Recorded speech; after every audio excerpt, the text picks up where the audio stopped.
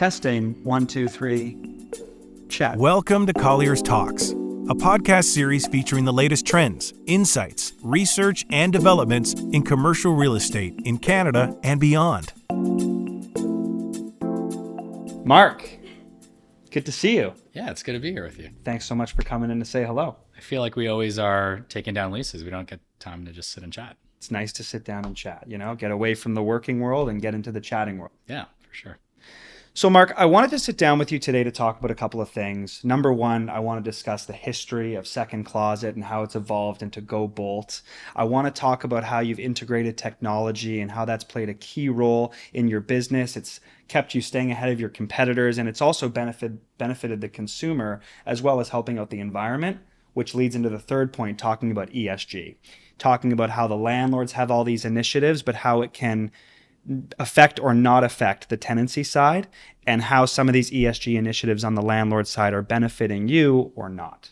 So I wanted to talk about a few of those items and have a chat. Great, let's do it. So sitting here with Marc Ang, CEO of GoBolt, started it in 2017 and has turned it into an amazing North American-wide logistics business, and it's gaining significant ground for its ESG initiatives, EV technologies, sustainable initiatives, and tech. Sitting here with Marc Kirshenbaum, youngest EVP in Colliers Canada at present. Thanks for having me. No problem. Thanks so much for coming. Yeah, good to be here. So I want to talk a little bit about the history of the business. So Second Closet started off as a consumer storage company. You would go to people's houses, you would grab their skis, their bikes, their hockey bags, and you would store it for them as a valet model. That business ended up growing significantly in the first 2 weeks since inception. And then once orders started flowing in at such a rapid pace, you were very overwhelmed by the quantity of the orders that you had. So in expanding the business, you needed some investors alongside. One of those was Colliers alum Marc Cowie. And actually Cowie... And Mike Cowie. And Mike Cowie. And then the Cowies actually allowed you to use some of their self-storage facilities to store some of your clients' products. GoBolt then started to move away from a B2C model to a B2B model. And over the past 6 years, GoBolt's logistics business has expanded into 10 plus cities and into 15 plus sites. Some of your key clients include IKEA, Rove Concepts, Frank and Oak, Endy, Red Bull, and more. GoBolt has received significant dollars in funding, with recently a $75 million Series C fund coming from various investors.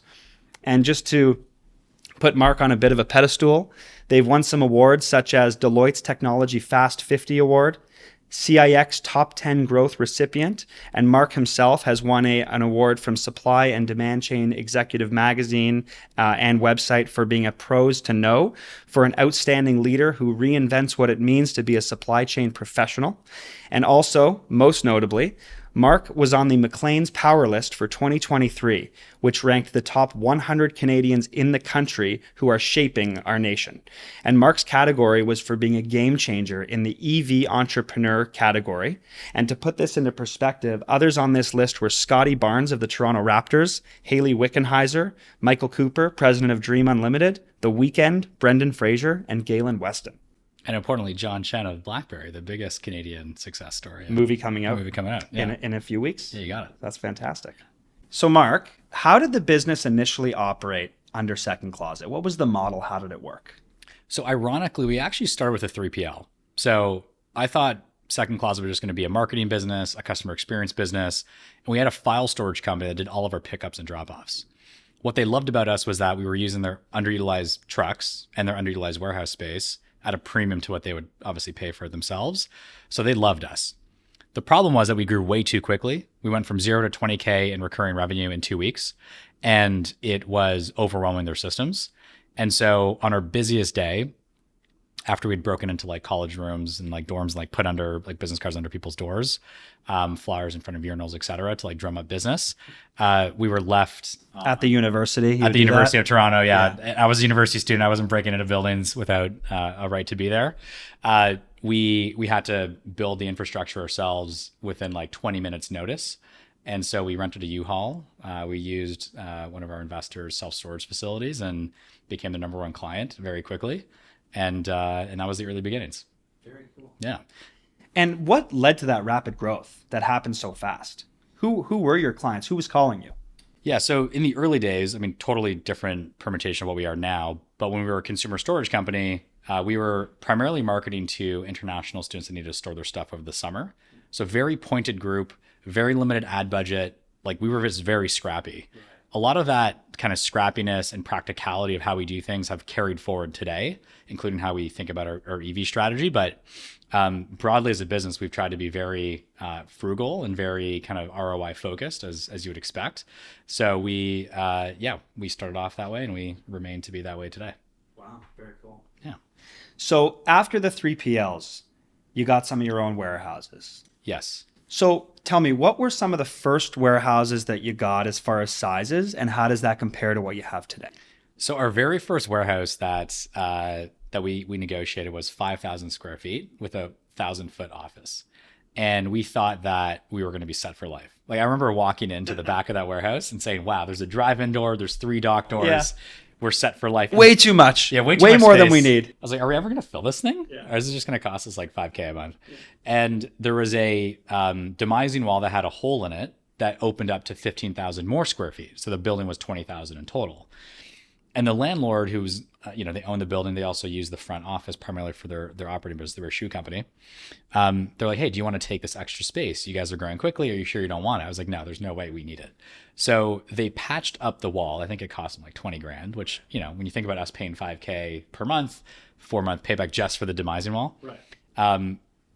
And then 6 weeks later, we asked them to demolish that same wall and give us the other side. Wow. So today we now have, our biggest site is just over 300,000 square feet. We have around 1.5 million square feet across North America. So we've scaled beyond that 5,000 square foot and humble beginning. But sites are definitely a lot different. Yeah, I can imagine. Yeah, I can imagine. That one was 18-foot clear. Had bars on the window in the office. Was right by prison vibes. Prison vibes. Right by a cookie factory. Yeah. A chop shop and a transfer station. So depending on the day, you might get metal burning, you might get trash, or you might get pleasant cookie smells. Fresh baking. Yeah. Fantastic. Yeah. It was a bit of a choose your own adventure, wild card kind of showing up at the office. Wow. So just taking a step back a bit, going into these warehouses, you went from a B2C to a B2B model. When did you know that shift was coming, and how did you make that shift? So we were already in 4 markets with 4 warehouses. In fact, a 5th warehouse because we had a second one in Toronto. And we were being hacked by some of our most popular users of the service on the consumer side to support their business. So we have a very high-end luxury retailer. The chief brand officer was using us to store her wardrobe on off seasons, and then had us go to Yorkville to pick up the retail display, go to Holt Renfrew and change it out there, store some excess products, which is great. We also worked with WeWork in the early days when they were sort of all the craze and were disrupting the commercial space and needed to set up properties, take them down just as quick. We were some of that intermediary support, and BMW to support their experiential marketing team. So those are the first 3 power users of the business. And then we assembled a sales team of 1 and went after other customers. And that's how we got into e-com fulfillment and last mile delivery. Big groups though. BMW, Holt Renfrew, WeWork. Yeah. Big names. Yeah, big names. Good for the start of the resume. Yeah. Yeah, we were pretty pleased. I mean, we definitely thought that we had something there because, Heinrich and I, my co-founder, didn't really envision ourselves becoming self-storage magnets and telling our grandchildren that proudly. So we said, let's maybe reinvent ourselves. And we already have this cohort of customer that's hacking the service. Let's reinvent ourselves to be something that we'd be proud of. And so it was leveraging our infrastructure to improve merchant and shopper experiences. And then all that came to a head when COVID hit. And we had these 5 warehouses that were sitting on a ton of recurring storage and a ton of movers and drivers and trucks that couldn't be used. And so that's when we started working with IKEA for the first time and were able to help them with their last mile delivery.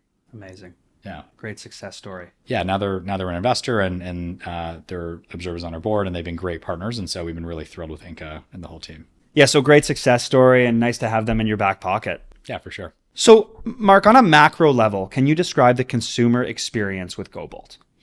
Sure. So GoBolt's a little bit different than a typical 3PL and last mile logistics provider in that we've built all of our own software. So it's proprietary from tip to toe.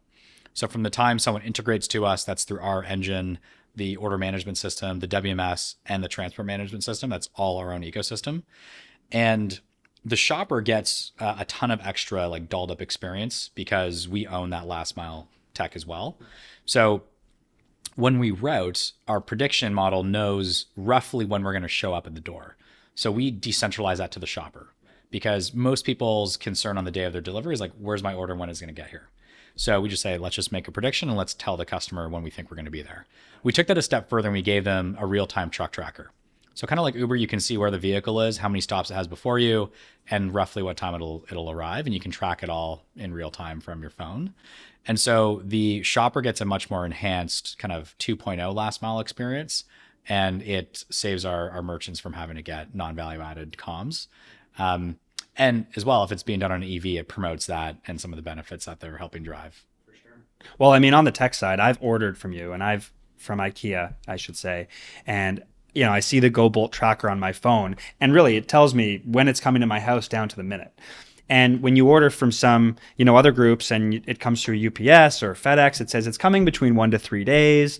If it needs a signature and they tell you they'll be there within a 2-hour window. You can't be home. They send it to another spot. You have to pick it up. So, it's great technology. Yeah, it's a huge hassle. And like it doesn't, there's the extra compute power, there's the software developers, but we've already invested in that infrastructure. Now we're just providing to every single delivery, whether it's a white glove delivery of a $20,000 sofa or a $10 t-shirt from one of our D2C businesses. Amazing. Yeah, so we're excited. So going green, is one of your biggest initiatives. How did GoBolt start to explore green ventures? And was it a GoBolt endeavor? Was it a Marc Ang and Heinrich endeavor? Or was it from your clients? Yeah, well, I would say that Marc, Heinrich, and GoBolt are all melded together as one, but assuming that we break those apart, when Heinrich and I were running our 5-year model as we were raising money, we had a line item that said number of trucks. And this was as we started to pivot into last mile delivery. We're like, holy, like we're going to have like 5,000 plus trucks in no time. And then we looked at our fuel line and then we thought, holy cow, that's a lot of fuel that we're spending like on 8 figures of fuel. Then we went like steps further and said, what's the impact of that? And our curious minds sort of got away from us. And we started to think about what are optimal ways for us to show up in the market today. We try to challenge the status quo and how we think. And we figured that having diesel gasoline vehicles on the road wasn't really productive. And I think being born and raised in Canada, there's a lot more appreciation for the environment than in other countries. And so we just, again, on the rocking chair grandchildren sort of analogy, we just didn't feel like that would be another proud moment for us. So we started to think about ways to do it. And probably about 3 years ago, we started to work with some OEMs to see what was out there. Very nascent. Most of the things were just ideas on a page. And we volunteered ourselves to be a industry input and share what we would need if we wanted to electrify our fleet. And now today, we count a lot of those as like actual vendors that we work with, that we bought vehicles from, and that we have a really productive relationship with. So I would say it was a Marc, Heinrich, GoBolt thing all at once. And what's awesome is that a lot of people that join us today join us because of that mission. It's very mission driven from an employee perspective. And a lot of merchants are making decisions to join us because we have that same sort of ethos around our brands. No, that's great to see. Fuel costs alone, just talking about that in January 2020, they were about $1.19 at a high, and just recently, a few months ago, it ended up hitting $1.56. So, it's a major cost difference, better for the environment, and it's great to have those ventures in place. And we like to think that everyone cares deeply about their impact. At the end of the day, there are some folks that are just purely financially driven, and it's good to understand that. And the reality is that if you had to never pay a fuel surcharge again in your life, you'd probably be pretty happy. And so that 30% fuel surcharge that most folks pay, that can be a non-issue if you transition to a brand that is trying to also move the needle on environmental initiatives like EVs. So how many trucks do you currently have? And what are the variations of trucks that you have? Yeah, we have a few hundred on the road on the parcel side and another 100 or so on the 5-ton side. So, but we have onboarders that are adding hundreds by themselves. So we have this one opportunity in Canada that will literally add upwards of 200 parcel vans by itself. Wow. Yeah. So all for last mile? All for last mile. Yeah. So our business is changing and transforming every single day. Our opportunities are one of fulfillment, last mile truck, which is done on a 5-ton with 2 people, a tailgate type of delivery, or parcel vans where it's a typical kind of 1-person small package delivery. And customers can buy one or all of those services from us. So our business grows in different ways across different verticals, but those are the broad strokes. So you can do everything from soup to nuts. Pretty much. Yeah. That's Nice. the idea. That's great. And obviously with EV, everybody wants to get into it. Electric vehicles are becoming prominent. More companies want them. But what are some of the challenges with having such a large EV fleet? I think the challenge is that logistics is all about managing edge cases. And when you introduce EVs, I have a ton of edge cases themselves, you really amplify the things that can go wrong. And so unless you have a really good technology stack, you're not going to be able to manage EVs the same way you manage ICE vehicles. And I think a misunderstanding that people have when they try to invest in EVs is that it will be the same. But the practicality of it is that EVs are not as simple as driving them off the lot and plugging them in the wall. There's a lot more in terms of routing, load management, driver training, and systems that go into making them work. And so we've invested in a lot of that tech ourselves.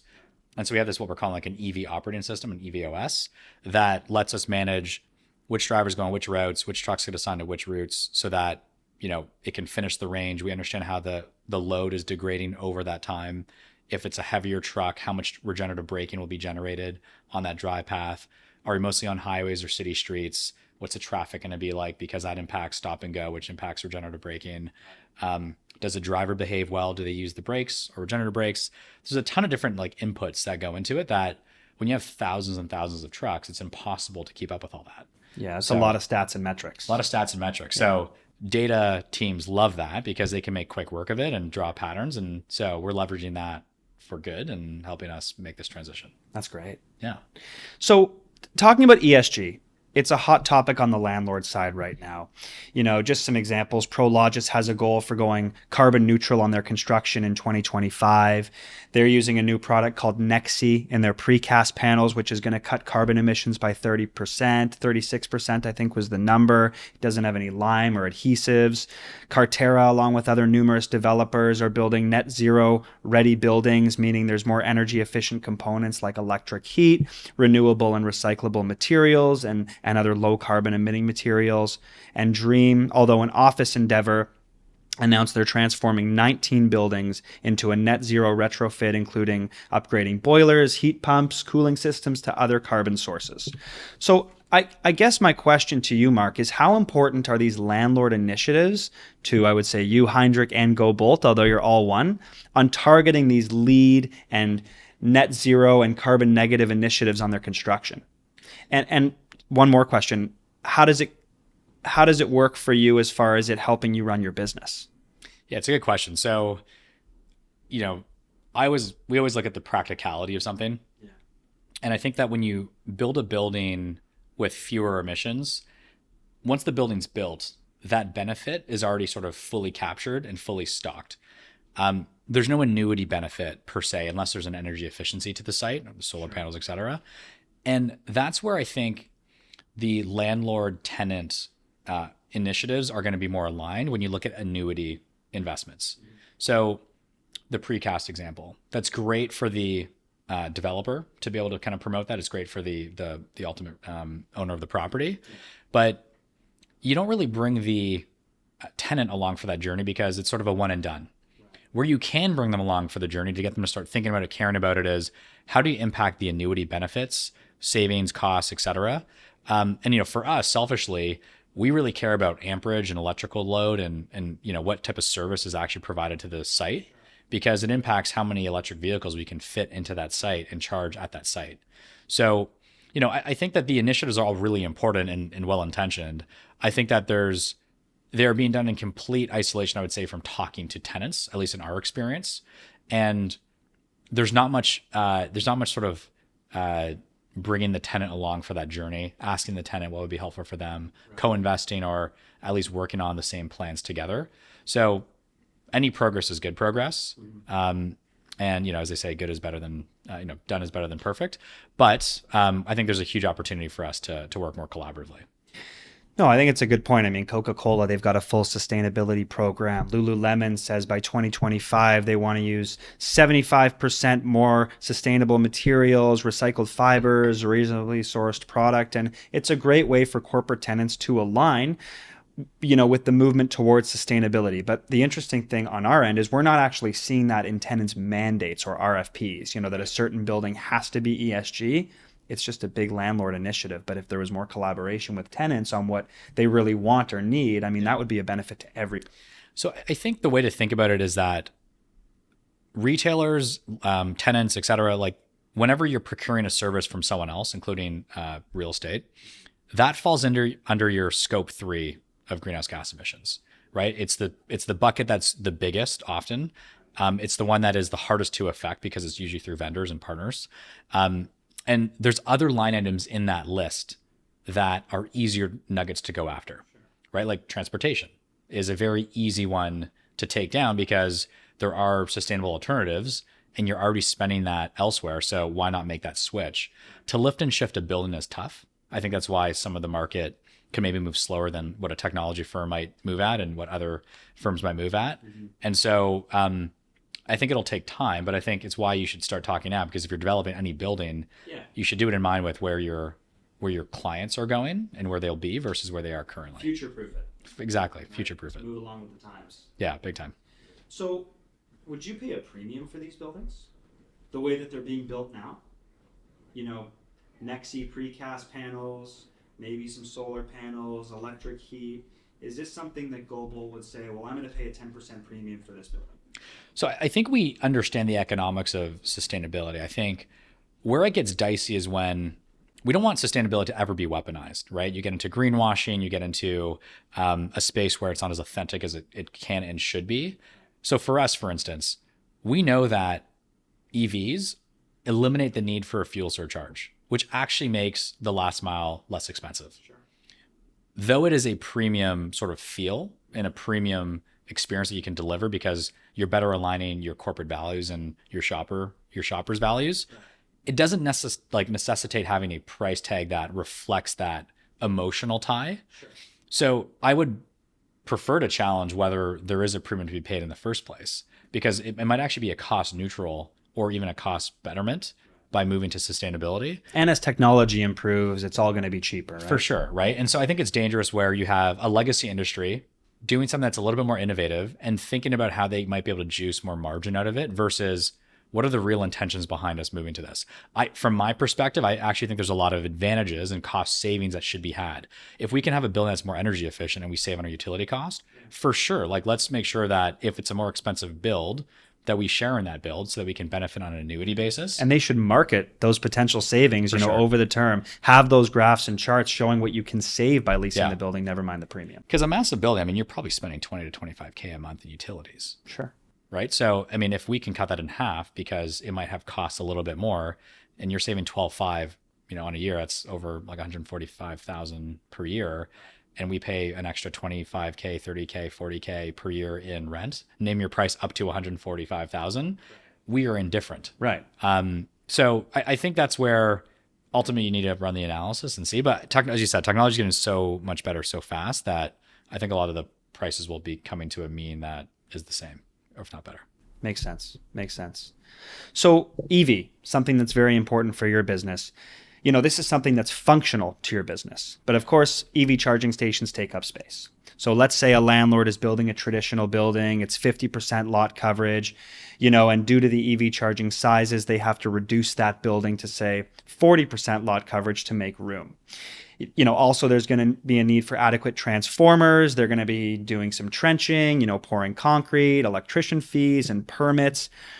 Is that something where you see yourself paying a premium if a building had more EV charging stations in place, but for the landlord, they needed to make that money back because the building footprint was smaller. Yeah. So they had to do some math to make the numbers balance out. Yeah, I mean, I think there's a element of, particularly if you're not building a built-to-suit building and you're building a spec building that you're going to just go market, landlords can simply just rough in more subunits in the building on all four corners, as an example, to make it cheaper for the tenant to then install their own EV charging later to their own spec. Right. And so for us, what we often find is that there's a central electrical room in a 300,000 square foot building in one corner. Right. And of course, the most optimal spot for all of our EV charging is on the other side. Yeah. So you're spending $500,000 to either trench or run wires and disrupt your operation or delay your occupancy, which is not great for anybody, and then install on the other side. Whereas you could probably play defense as a developer and at least install a couple more stations that you can then tie into more easily. always cheaper to do it when you're already building the building in the first place. So I think things like that are just smart ways to future-proof a building. And if you're investing in that building for a 30-year horizon, sure, amortize that over the period, amortize it over our lease term. It's negligible in the grand scheme of things and a lot cheaper to do in reality than us having to do it after the fact.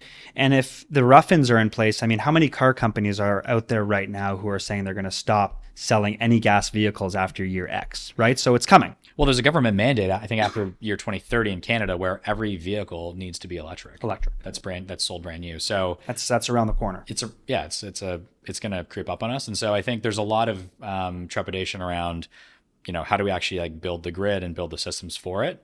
And so for us, we want to try and find properties that, and one of our things, as you know, when we go to market is what's the amperage of the building? Sure. Can it actually support X amount of vehicles? And it doesn't also need to come off the building. You can have extra supply brought in to a containerized charging unit, as an example. You just need the space for it. I mean, places like New York, you pay per square foot of yard space as well. Sure. So ultimately, I think buildings will need to be designed to accommodate it. What we've seen is like most parking lots are like very narrow, very long rectangles. If it was more squared off, gives us even more optionality to manage our truck fleet, right? So our site in Markham, that's 300,000 square feet. It's actually really hard to fit charging stations there because there's such a thin drive path around the whole building. Right. Well, they've got to maximize their lot coverage, right? Right. But you could do that theoretically if you squared off your parking lot, which gave us more maneuverability on length and width versus just make it super, super skinny and super long. So, I think there's other practical ways to make it flexible within the same lot coverage that you could think about. So that's where we would be big proponents of. And I think there's probably opportunities to rethink how building design and construction happens. Maybe more design builds to come than spec, right? Hopefully, yeah. Help design the actual building and lay out, your... And look, it's a very quick conversation for any landlord to speak to any business that operates a fleet, is going electric, has a thought on this, collect it, talk to your architects. You're already Start some focus groups. Start some focus groups. Like if you're actually thinking about these investments being, when's the last time you saw a brand new build or a 30-foot clear warehouse get torn down and rebuilt? Never, right? They're built and they just stay there. Yeah. So unless you're going to develop a condo on top of it. So you might as well spend that extra 2 hours to talk to the market and your future potential customers. And I think generally this is where treating tenants as customers that you have to serve versus have an entitlement to collect rent off of is a difference of thinking, where I think some landlords do really, really well at and an exceptional job resourcing that, and others have a ways to go. Right. More collaboration is key. All day. So I got to ask, an article came out last year in Time magazine stating that a large online retailer in 2021 emitted 71.54 million metric tons of carbon dioxide into the environment. And this was 40% more than the company first disclosed their first emissions in 2019. Do your clients assess the impacts of a storage and logistics company like you from an environmental standpoint? For sure. We do, I think, a pretty good job at bringing that forward to the customer and the merchant as well. And what I'll just say on that first stat is I would actually think about it more as a emissions per unit fulfilled. Okay. Because what if that business grew at 80% in that same time period and their emissions only grew by 40? They're actually better, right? So sometimes headline metrics are misleading. And so, can't confirm or deny. But what we've done to try to make sure that we have a grip of our metrics is we built our own carbon calculator that takes into consideration the mode of transport, the weight of the product, the distance it traveled, the overall payload of the vehicle itself, and so obviously the method of fuel, whether it's electric or diesel, to calculate and produce to our merchants what their scope 3 emissions are via actual science-based data, so that it can match their science-based targets that they set. Versus the market today, they mostly proxy it based on spend. So you might spend $20 on a shipment, therefore you must offset 2 cents or 20 cents worth of carbon. And so we take it a step further so that people can actually leverage our data for their broader reporting. Makes it easier on everybody in the end. I think it's the right way to do it. If you genuinely want to move the needle and want to measure your impact, you should design and invest in systems that will help you do that. And for our brands, we've been very deliberate with the types of brands we work with because we are pioneering something that's new and different and things will go wrong. And so you need a degree of understanding there. And we're very fortunate. We have a ton of great merchants that deeply care about what we're building and how we're going to get there. That's great. That's great. And in your industry, is there a governing authority or standard on ESG initiatives for your industry, on, say, how much carbon you're emitting? Does that exist? Not to my knowledge. And we're pretty loud and proud about what we're doing. And we've never been approached or heard of or come across. A lot of what we do is very introspective on a first principles basis. If we were to build this all from scratch, what's the best way for us to build it today to solution this problem? And so we've tried to push the pace for ourselves. There hasn't been a great governing body. In fact, what we try to organize are these VIP roundtable events with 20 to 25 supply chain executives from various retailers to share notes on this. So we've done probably 6 of those roundtables or dinners, and there's always a ton of great sharing across every single merchant. And we, would love, if there's any listeners that would want to partake, we love new entrants to the mix because it's just a great opportunity to take. When's the next one? Coming up. There's some that happen every 4 to 8 weeks. So we're always doing something. We'll look out for it. Just talking about the market in the GTA on the industrial side. So we're a mass consumption market. The GTA is the 4th largest industrial market in North America. We're 900 million square feet. Million immigrants coming here last year. Companies want to be here. We're growing at a significant rate. But while we're growing as a GTA market, so are our industrial rents. Right. And for that matter, our industrial land prices, our sales, et cetera. So I got to ask, because in 2018, we finished off the year at about $6-7 rents, and we've grown 20% year over year since 2018, and now we're around 20, so we're close to triple. So, and I talk about $20 in the core markets, the Yorks, the Peels, the Torontos. My question to you is this sustainable? And do you see this being sustainable for logistics companies like yourselves, like competitors, and will there be challenges ahead? So I never appreciated in my macroeconomic class in university what they meant by prices take a while to push through the system. But think about it this way. There's a warehouse provider out there that has a $7 per square foot price point. Sure. Which means that his price per pallet space in his warehouse is much lower than someone that just leased space at $18 a square foot. Right. So that person can be just inherently more competitive. And we need to wait for that person's lease to turn over. They've got a ticking time bomb. Exactly. Right? They've got a ticking time bomb, but they can still contract and build up against that. But then the next person who secured their lease at the next most favorable rate will probably win that business. But it'll be at an elevated price because they contracted a lease at a higher price point. But it'll just take some time. Ultimately, the customer and the end consumer is going to bear the price of all of this, but it's just going to take a while. So I think you go through a period of margin compression as the warehousing provider. Yep. And then you eventually pass that cost on to the customer through CPI or through price increases normally. And then that customer passes it down to the shopper. So it will be sustainable because the macro market will just have its forces at play. But in the short term, it's causing a lot of pain because I think people haven't thought about their contracts this way. We haven't had a run up this aggressively ever, really. Right. And so I think it's a muscle that businesses haven't built, particularly ones that don't have a team of economists in their back office, which no one I think does outside of maybe Colliers, but I don't know about that. Yeah.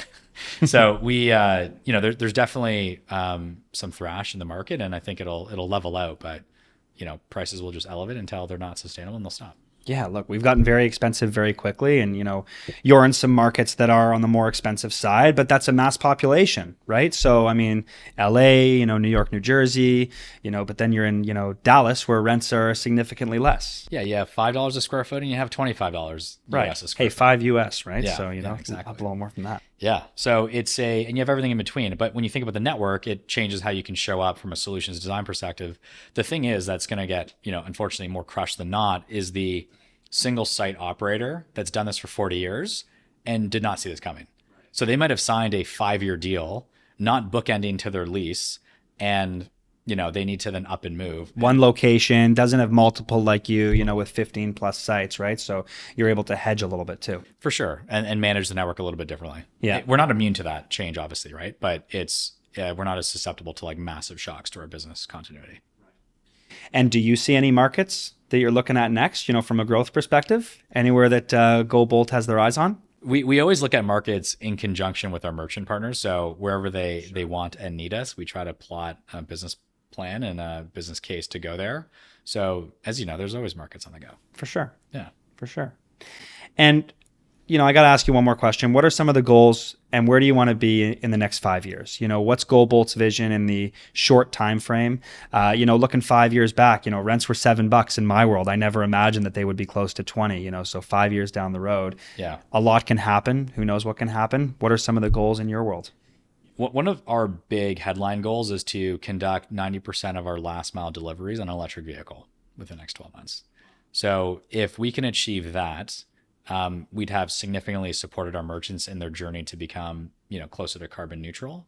And we'd be very close to being a carbon neutral last mile provider ourselves. That last 10% is our hedge on whether battery technology hurries up or not, based on how much range we can get out of one vehicle. So TBD, but that's one of the biggest goals that we have, and we're super proud of. That's fantastic. And how long will a vehicle last on the road? So a vehicle, Like one of your reefer trucks? like in terms of range, Yeah. so Hours, let's say, if it's running all day. yeah, so it depends on how aggressively it's driving, but it'll be anywhere from 250 to 400 kilometers, depending on the truck. So we have some OEMs that have 400 kilometer ranges and others that have 200 to 250. Wow. Yeah. Marc, that was insightful. Really appreciate the time. Thanks so much for coming down. Great to see you and having a little fireside chat. And Yeah. looking forward to doing it again. Yeah, thanks for having me, Marc. I appreciate Thanks it. so much. Appreciate it. Thanks for listening to Colliers Talks podcast. To learn more about Colliers Canada, our experts, and our solutions, visit collierscanada.com or find us on LinkedIn, Twitter, and Facebook.